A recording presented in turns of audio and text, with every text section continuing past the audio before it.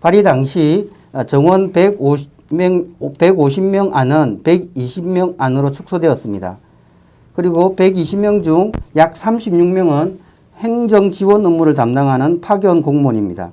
가습기 참사 진상조사관과 세월호 참사 진상조사관을 다시 배분했습니다. 그러다 보니까 세월호 참사 사건 관련 실질적 조사관은 대략 20여 명이었습니다. 현재 사회적 참사 특별조사위원회 부족한 조사 인력으로는 철저한 진상을 밝힐 수 없기 때문에 조사 인력을 보강할 필요가 있습니다.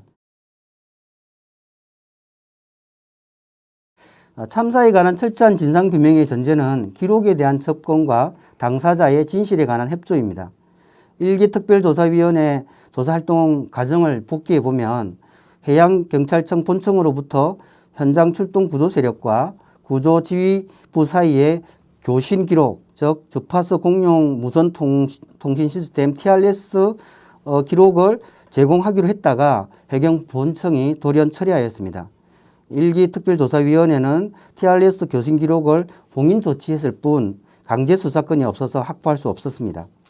특히 구조와 관련돼서 청와대가 언제 보고를 받았는지, 박근혜 대통령이 어떤 지시를 하였는지를 규명하기 위해서는 청와대 국가안보실장을 포함한 담당 공무원, 청와대 비서실장을 포함한 청와대 담당 공무원을 조사하는 것이 필수적이었는데 이들은 어떠한 조사에도 협조하지 않았습니다.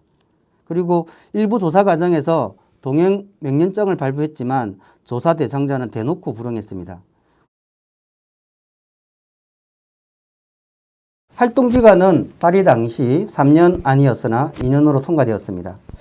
진실화해를 위한 과거사정리위원회의 활동기간은 6년입니다.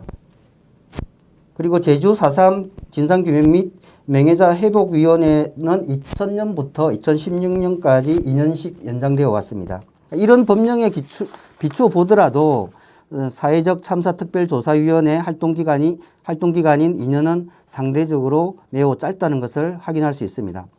그리고 조사 방법상의 한계가 있습니다. 대통령 지정 기록물 자체에 강제 수사권이 없기 때문에 접근은 전혀 할 수 없습니다. 그리고 국가정보원, 해군 관련 정보에도 강제 수사권이 없어서 접근이 불가능합니다.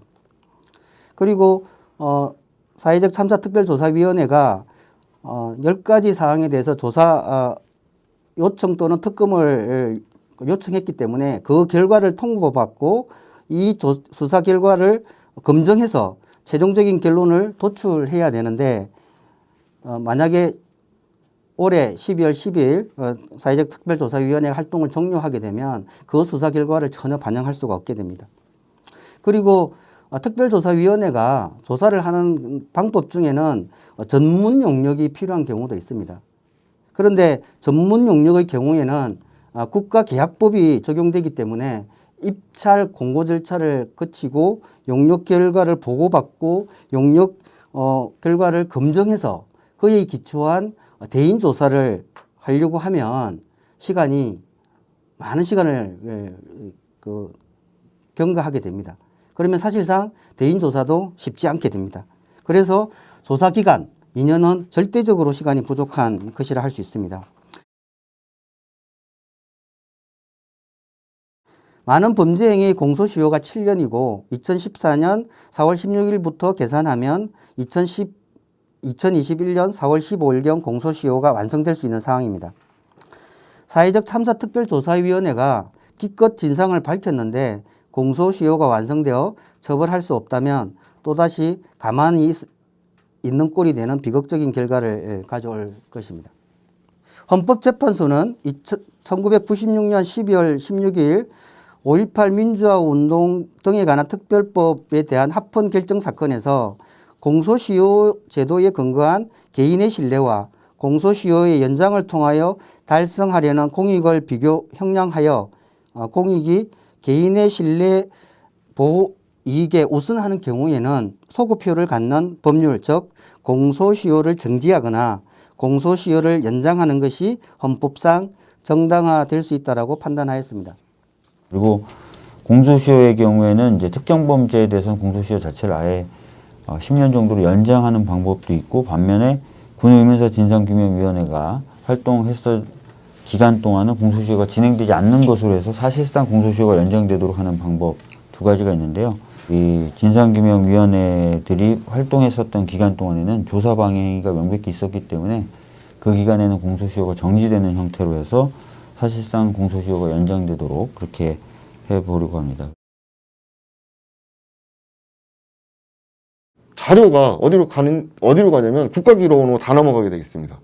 그런데 우리가 그 자료를 가지고 세월호 참사가 100% 진상규명이 이루어지면 좋겠지만 이루어지지 않을 수도 있고요. 100% 이루어진다 손치더라도 세월호 참사를 가지고 다른 안전대책을 만들든지 하려면 이 자료를 봐야 되는데 그러면 계속 건건이 국가기록원에 요청을 해야 된다는 거죠. 그렇다면 이건 좀 너무 비효율적이다. 그리고 5.18 민주화운동 진상규명을 위한 특별법에도 기록 이관 규정을 두고 있습니다. 그런데 사회적 참사 특별법에 근거한 사회적 참사 특별조사위원회의 경우에는 다른 기관으로부터 조사 기록을 이관받을 수 있는 규정은 있지만 사회적 참사 특별조사위원회가 활동을 종료한 후에 그때까지 생산한 기록을 기록관이나 추모관에 이관할 규정을 두고 있지 않습니다. 이것은 중대한 입법 공백이라고 할 수 있습니다.